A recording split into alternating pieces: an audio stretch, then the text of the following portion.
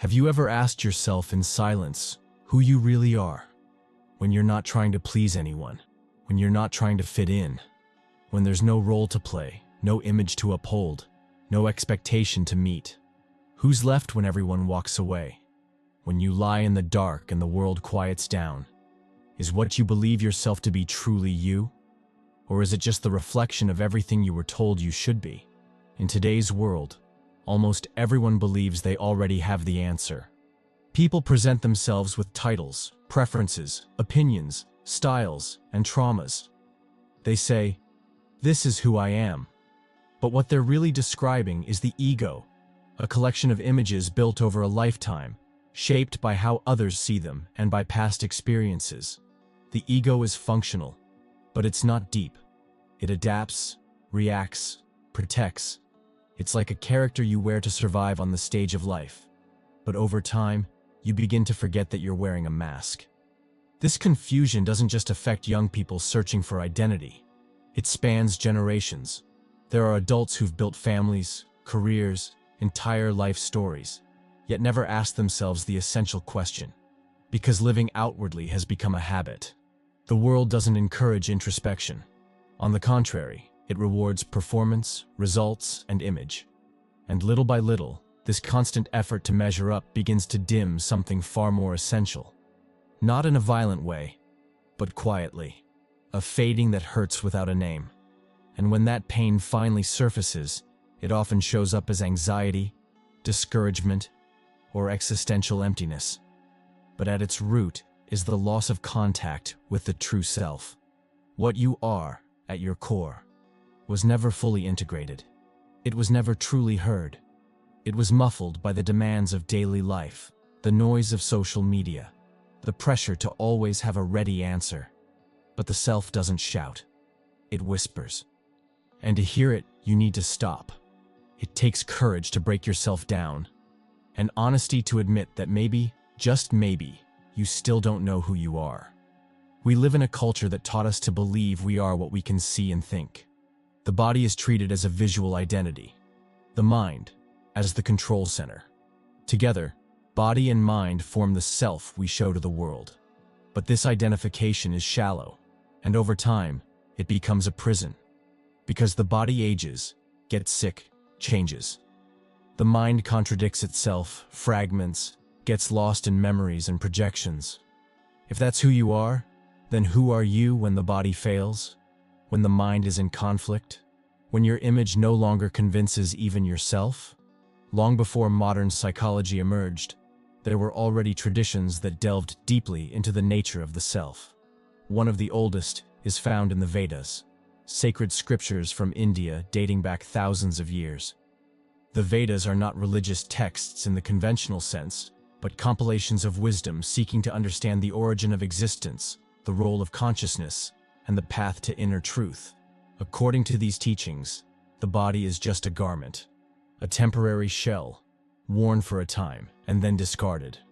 The mind, although more subtle, is also seen as an instrument.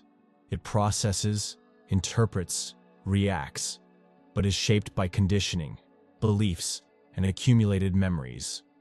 Neither body nor mind is the essence. The true self, according to the Vedas, is what animates both, a silent presence that is never born and never dies, but simply observes. It is this consciousness that is always there, even as everything around it changes. Centuries later, Carl Jung, Swiss psychiatrist and one of the leading figures of depth psychology, reached similar conclusions. As he dove into the human unconscious, he discovered something beyond the ego, a wider, more mysterious, and silent presence, which he called the self. To Jung, the ego is necessary, but it's not the soul's center. It is a part, not the whole. And when the ego believes it's the main character, it ends up cutting off access to the deeper source of existence. The mind analyzes, the body feels. But who is it that observes all of this happening? That's the question that marks the beginning of the real search for identity. Not the kind built for others, but the kind that must be recognized from within, without mirrors, without external validation. Because the self cannot be shown. It can only be lived. And the more you try to find it with your eyes or your thoughts, the more it slips away. Not because it's far, but because it's where no one ever taught you to look. The ego is necessary to function in society. It organizes experiences, gives a sense of continuity, provides a functional identity. But the problem starts when we forget that it's just a construct, a reflection, not the source. Most people believe the ego is the center of everything, when in truth, it's just a reaction to the world's stimuli. It's built from the responses you get, the words you've heard, the comparisons you've internalized. That's why it shifts so much, defends so fiercely, and compares so often. Because it's not stable. It's not real. It's like a shadow that changes shape with the world's light, but has no existence of its own. This confusion creates a very common type of suffering, the constant effort to maintain an image that is never complete. The ego seeks approval, control, recognition, but it's never satisfied, because it lives off of what comes from the outside. It doesn't create light, it only reflects it. It can simulate inner life, but it is not the source of it. And no matter how much it tries to convince itself that it's in control, something inside knows it's not. Carl Jung saw this clearly. For him, the ego is like a small island surrounded by an unconscious ocean. It's part of the whole, but it does not represent the totality. When the ego isolates itself and tries to rule the psyche alone, it becomes rigid, anxious, controlling. The Vedas describe the same illusion, explaining that it happens when the self confuses itself with the jiva, the conditioned self, shaped by temporary experiences. Both paths, Eastern and Western, point to the same mistake, believing the reflection is the origin, the character is the author, the instrument is the self. It's not about destroying the ego, but about putting it in its rightful place. It can serve, but it must not lead. It can organize, but it must not define life's meaning. When you begin to realize that there's something in you that even observes the movements of the ego, a space opens up, a silence appears, and that is where contact with what's true begins, not what changes, but what remains. In almost every deep tradition, there's a clear distinction between who you appear to be and who you truly are. In the teachings of the Vedas, this difference is expressed through two fundamental concepts, jiva and atman. Jiva is the conditioned self, the part of you that believes it's an isolated individual, separate from the whole. It's the I that carries stories, traumas, fears, memories, and desires. It's the character you play in life. Atman, on the other hand, is the true self.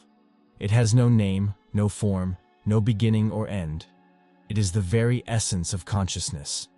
Silent, complete, indivisible. For most of their lives, people live as jiva. They react, seek, suffer, cling, and defend their identity as if it were all there is. The character becomes confused with the author of the story. But at some point, often triggered by pain or exhaustion, that identity begins to collapse. The personal narrative can no longer carry the weight of existence. And that's when something deeper starts to emerge.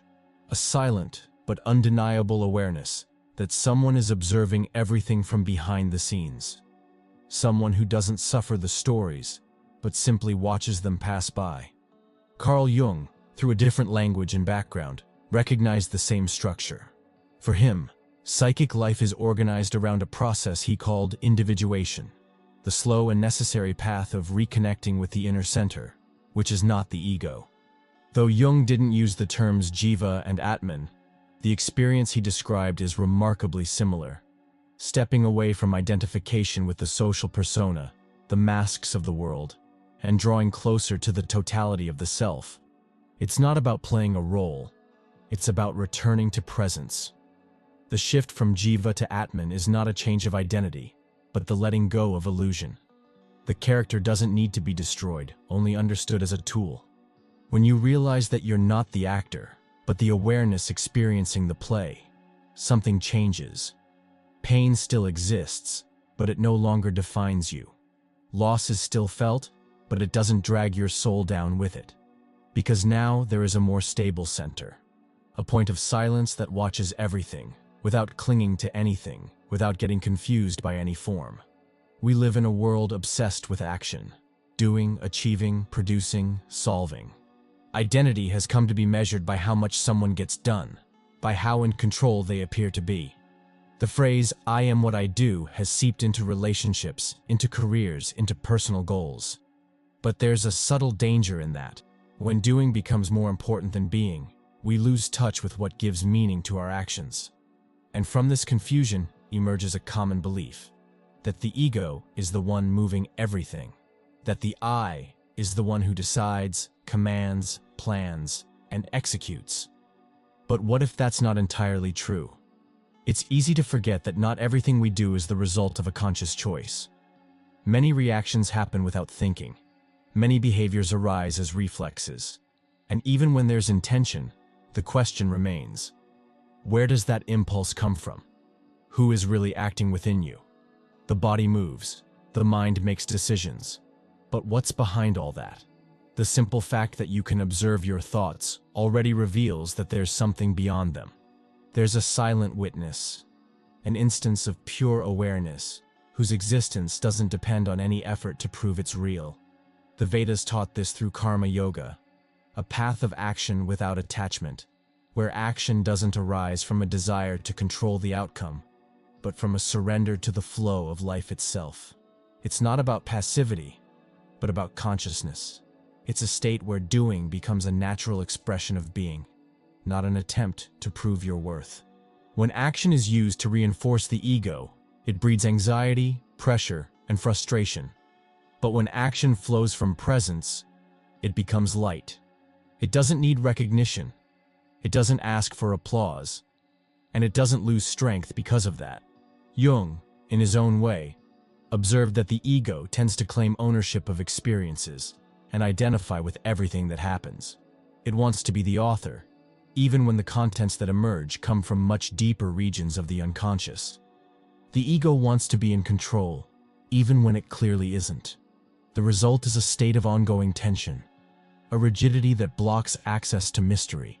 But when you start to realize that you are not the author of everything you do, something inside begins to relax. Not because you've given up, but because you finally understand that total control is an illusion. And in that realization, a new way of acting emerges, calmer, more aware, more authentic. An action that rises from silence, not vanity. An action that doesn't happen because you need to prove something, but simply because it is what must be done. It's never been easier to build an image, and never harder to sustain a true presence. Today's world lives under the constant pressure of exposure. Social media, selfies, filters, beauty standards, catchy phrases. Everything revolves around what can be displayed, even if none of it reflects what's actually being felt on the inside. The result is a growing disconnection between what is shown and what is lived. Many people appear happy, but they're exhausted. They seem confident, but they're fragmented. And behind all this performance is the forgetting of the self. The culture of image constantly reinforces the ego. It rewards those who adapt, who stand out, who capture attention. This creates a quiet pressure to always be reinventing yourself, promoting yourself, explaining yourself. But the true self doesn't work like that. It doesn't rely on likes, applause, or visibility. The real self is quiet, deep, and silent. And the more life revolves around appearances, the more it retreats, until for many, it can no longer be felt at all. This bombardment of visual and emotional stimuli drives people further away from themselves. Constant comparison with others erodes self-esteem. The effort to keep up with unreachable standards drains vital energy. The mind becomes preoccupied with what's missing, with what you're not, with what you should be, and forgets to ask what's already here. Attention turns outward, and the inner emptiness grows. Because no image, no matter how beautiful or admired, can ever fill the absence of the self. Jung understood this phenomenon well, even in a time before social media. He knew that the ego seeks compensation when it's disconnected from the self. And modern culture has become fertile ground for these compensations. Instead of silence, there is noise. Instead of depth, there is performance. Instead of connection, there is a showcase. Image has become more important than soul, and those who don't adapt to that logic often feel out of place, out of time, as if they're constantly falling short in a world that demands a version of them that isn't real. But maybe this discomfort is a sign of sanity. Maybe feeling that something is wrong with all this superficiality is precisely the beginning of the return to what is real. Because, deep down, the true self never disappears. It simply waits. It waits for the moment when you grow tired of pretending. The moment when the noise of the outside world becomes unbearable, and the inner silence begins to call. For Carl Jung, the true center of the psyche is not the ego. The ego organizes daily life, but it is limited. It sees the world through a narrow lens, conditioned by everything that has been learned, feared, or desired. But behind it, there is something broader, quieter, deeper, the self. Jung used this name to describe that inner reality that needs no explanation. A core that observes, integrates, and sustains the totality of the soul, even when consciousness is unaware of it. The self is not confused with the image you have of yourself. It doesn't seek control, nor does it assert itself through comparison. It's a constant presence, but one that is often ignored. It appears in dreams, in intuitions, in moments when something within you knows what to do, even without knowing why. It reveals itself when the ego surrenders, when the effort to appear gives way to the simplicity of just being. And this surrender is not weakness, it's maturity. It's the beginning of the return to the center. A center that has always been there, but that can only be inhabited through silence. In the Vedas, this same inner experience is described with a different name, Atman, the essence that remains untouched behind all of life's transformations. It's fascinating to realize how such different paths arrived at the same conclusion, that within every human being, there is a dimension that is not confined to personal history. And rediscovering this dimension is more than a spiritual quest. It's an existential necessity, because to live only in the ego is to live exhausted. The ego wants everything at once but never feels complete. The self, on the other hand, wants nothing. It needs nothing. It already is. That's why contact with this center doesn't happen through effort, but through listening. The self doesn't shout. It doesn't demand. It observes. It sustains. And when it is recognized, something shifts, almost imperceptibly. Life doesn't necessarily become easier, but it becomes more real. Pain still exists, but now there is an inner space that can hold it, not to deny it, but to keep from being consumed by it. The self is that space. A silence that cannot be explained but holds everything you are, even what you have yet to name. One reason so many people feel lost is that they search for themselves the way someone searches for an object. They try to see themselves, define themselves, locate themselves within some mental image or physical sensation. But the true self cannot be found that way.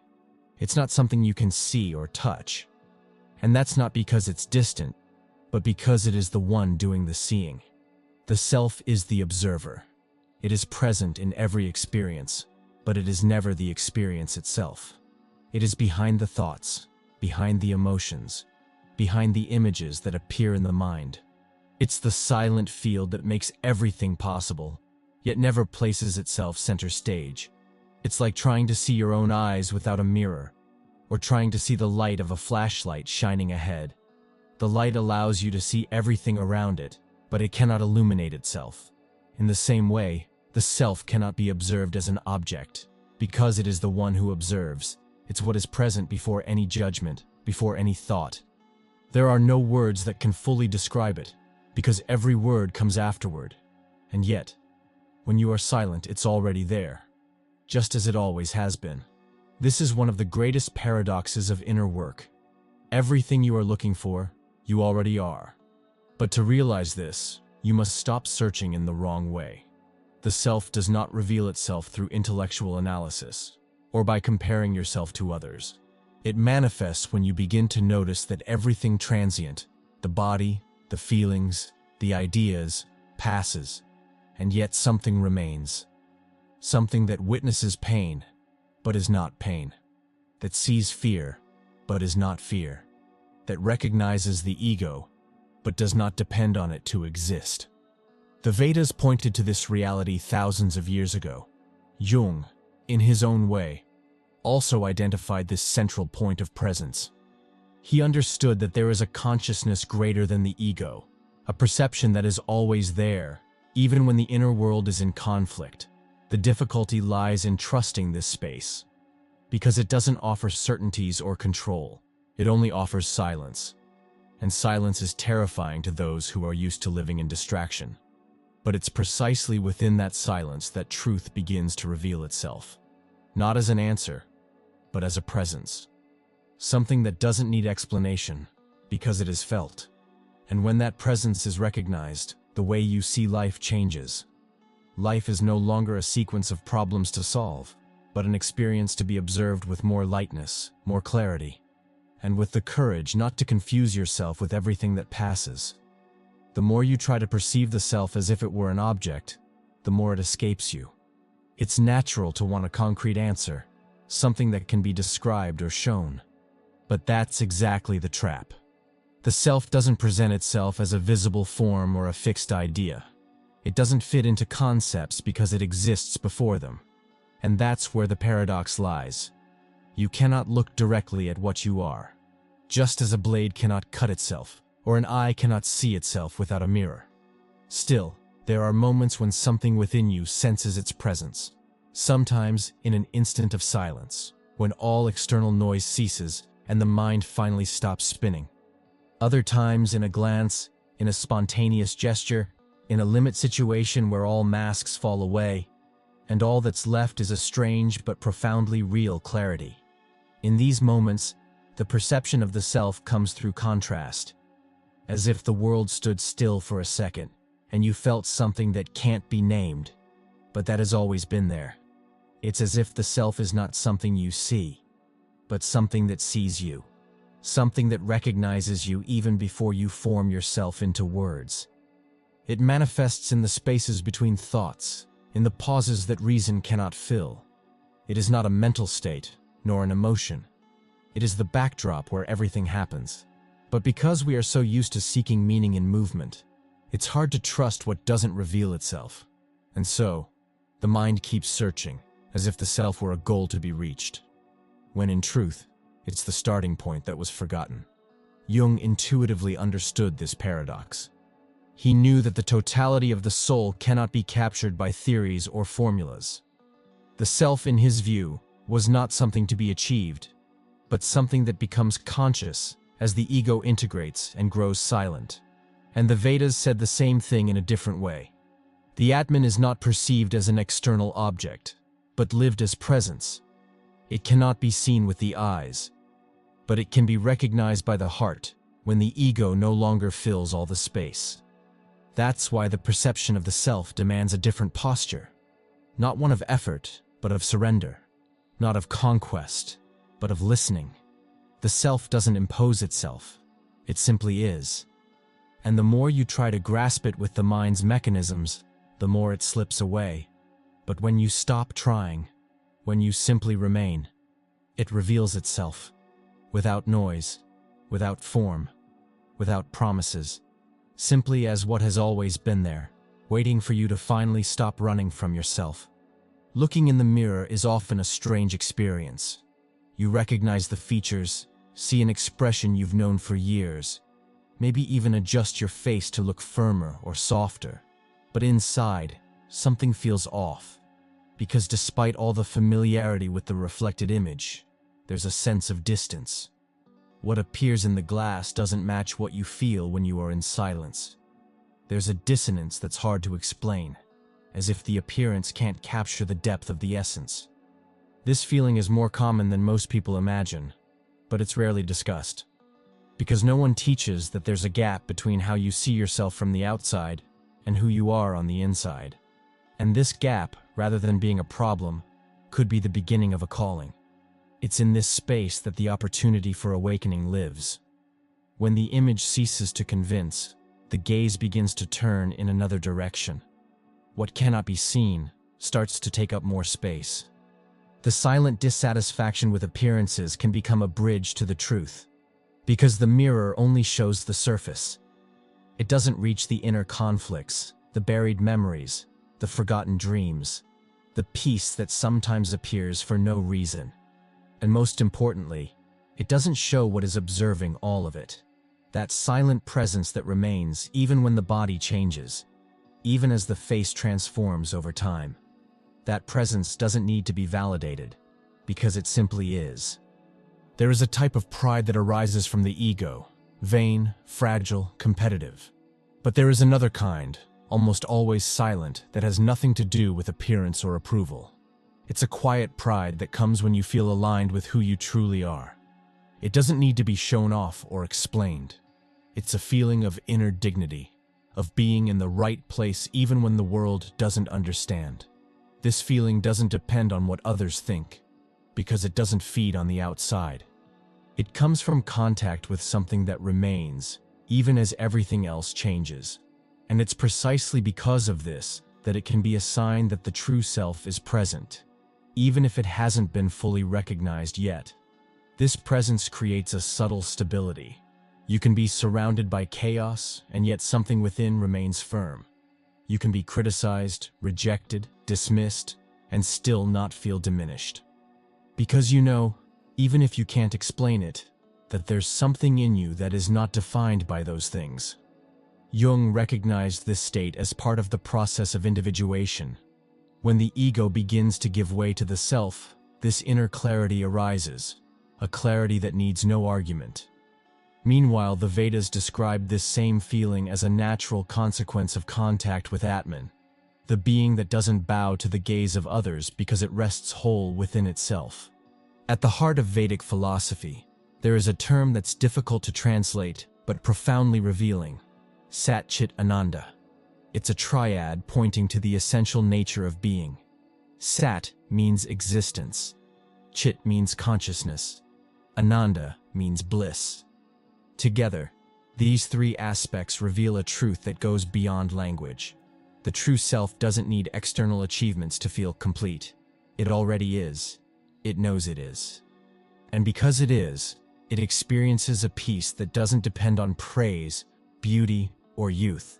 It's a state of wholeness that doesn't need to be achieved, only perceived.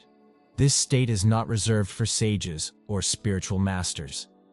It's available to anyone who silences the noise of the ego and turns their gaze inward. It's simple, but not easy.